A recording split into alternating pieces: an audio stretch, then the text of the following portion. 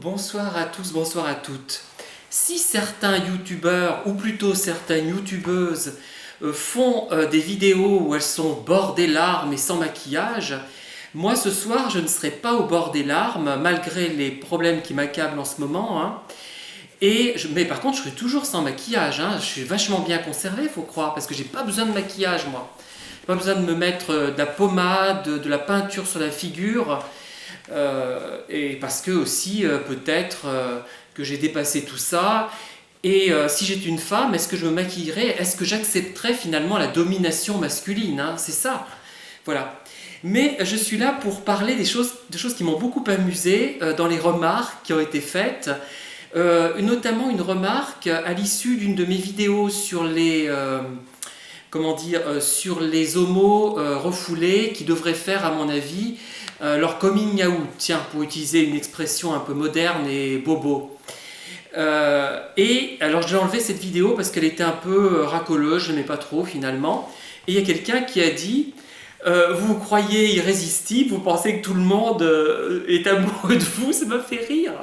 Bah oui, dans un sens, oui, je suis persuadé d'être irrésistible.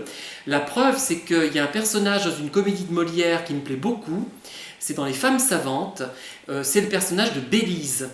Elle croit que tout le monde l'aime à la folie et que les gens en fait sont amoureux d'elle et font semblant d'aimer une autre personne pour pouvoir l'approcher. C'est vraiment, cette pièce est drôle, mais c'est inimaginable. Elle est un peu misogyne, mais pas tant que ça finalement, et elle est vraiment drôle. Donc je suis une sorte d'équivalent de Bélise. En fait, non, c'est pas ça. C'est que c'est pas que je me crois irrésistible, c'est que même si j'avais eu le visage, la physionomie de la créature inventée ou plutôt créée par le docteur Frankenstein, il se serait jeté quand même sur moi, c'est ça.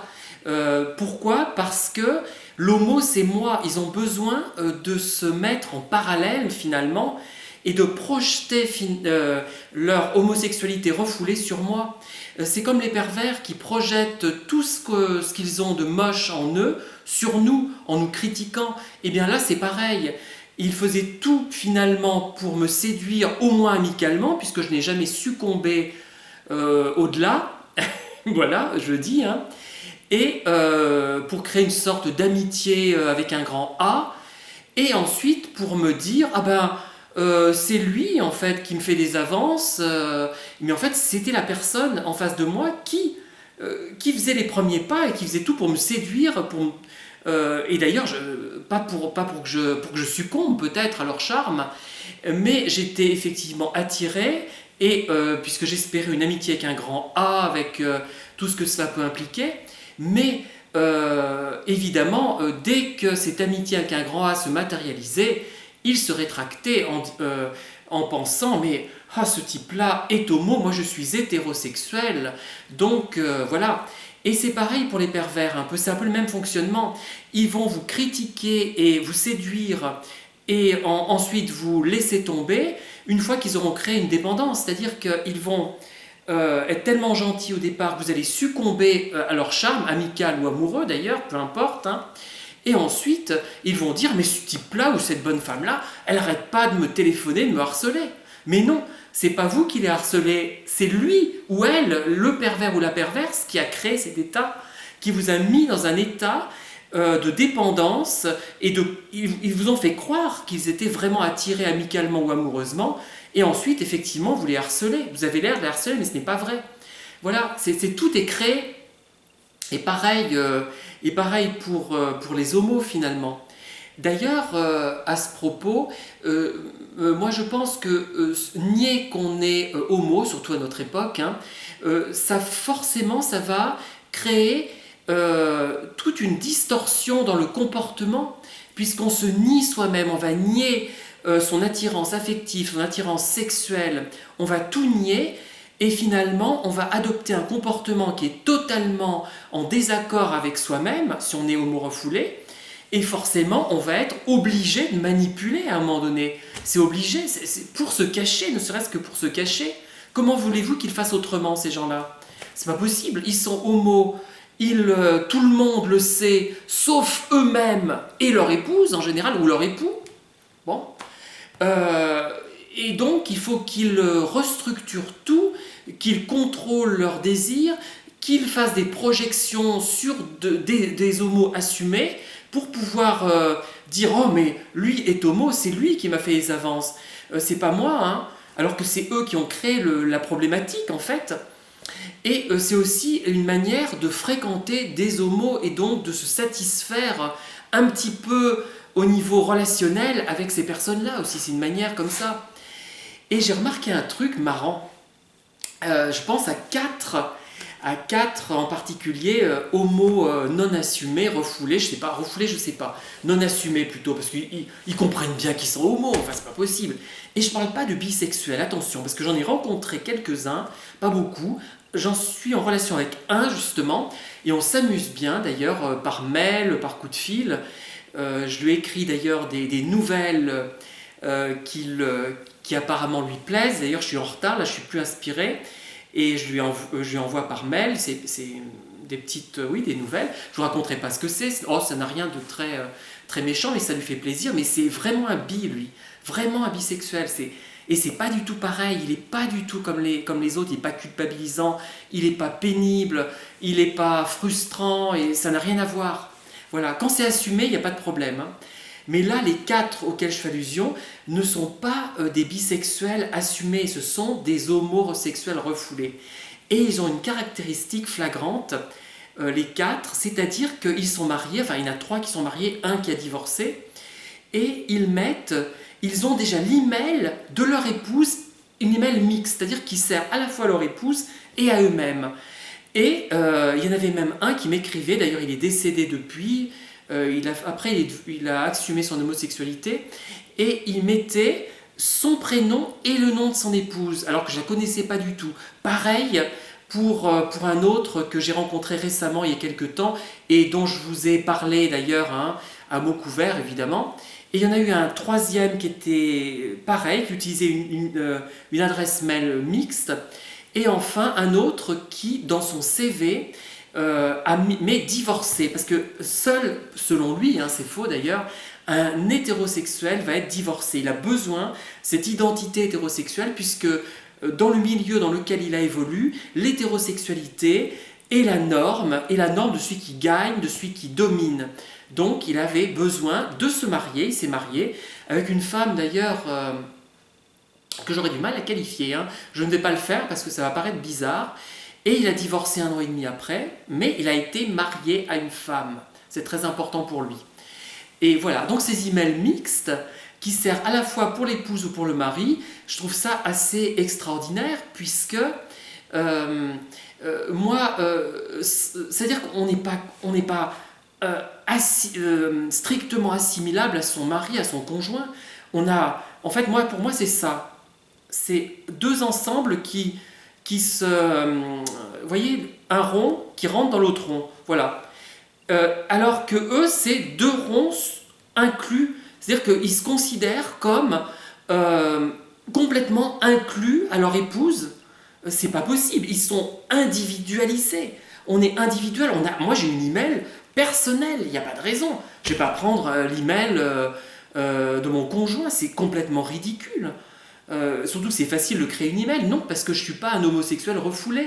Mais si j'étais effectivement dans leur cas, peut-être que pour donner l'échange, pour montrer aux homosexuels refoulés que je fréquenterais que je suis un véritable hétérosexuel, eh ben, je mettrais une email mixte qui concernerait moi et mon épouse. Voilà. Et c'est lamentable. J'ai trouvé ça lamentable, pitoyable, risible. Vraiment, risible. Et bon, en même temps, je ris pas trop parce qu'ils me font pitié, ces pauvres gens. Enfin, c'est des pauvres mecs. Hein. Enfin, comment les qualifier autrement? Mais alors, comme je vous le dis, mais j'en ris, moi, ça me fait rire, ça. Il y a seulement 2 personnes qui ne savent pas qu'ils sont PD. Eux-mêmes et leur épouse. Je dis PD exprès, c'est pas négatif, hein, c'est un peu de la provocation pour rire. Je suis pas du tout pour ce terme, hein, bien évidemment, mais c'est pour... parce que eux, ils utiliseraient peut-être ce terme. Encore que non, peut-être pas, parce qu'ils feignent d'être tolérants avec les homos. Ils trouvent il faut tolérer les homos, c'est normal, ce sont des gens comme tout le monde, mais eux-mêmes ne s'assument pas, c'est-à-dire qu'ils sont profondément homophobes. Hein. Voilà. Et je trouve ça, mais incroyable. Et puis, je comprends pas, moi, la vie évolue, c'est-à-dire qu'on peut très bien, à un moment donné, s'être trompé et changer de voie. Pourquoi je comprends pas, ça me dépasse. De toute façon, la vie, c'est pas quelque chose, comment dire, j'ai envie de dire, comment l'expliquer. Pour moi, la vie n'est pas une fin déjà. Bon, donc il y a une suite. Je ne sais pas ce qu'elle sera cette suite. Donc c'est tout un cheminement. Et même des expériences parfois pénibles, négatives, vous apportent quelque chose. Parfois, par exemple, j'ai expliqué ça, mais je n'ai pas été compris. Il y a des homos refoulés qui ont eu des enfants, ben c'est très bien, ils ont eu des enfants. Ce sont des êtres qu'ils ont créés, qu'ils ont élevés, qui peuvent être un soutien une fois qu'ils sont plus vieux. Ça crée un lien, ça crée un avenir pour eux, etc. Enfin, je ne vois pas où est le problème, je ne comprends pas. D'admettre qu'on s'est trompé ou d'admettre qu'on a cédé finalement à une emprise majoritaire, voilà. Et après, il y a peut-être une évolution, peut-être des gens qui deviennent homo au fil des années ou hétéros, je n'en sais rien, ça doit exister. Mais en tout cas, je le redis, je ne me prends pas pour Bélise.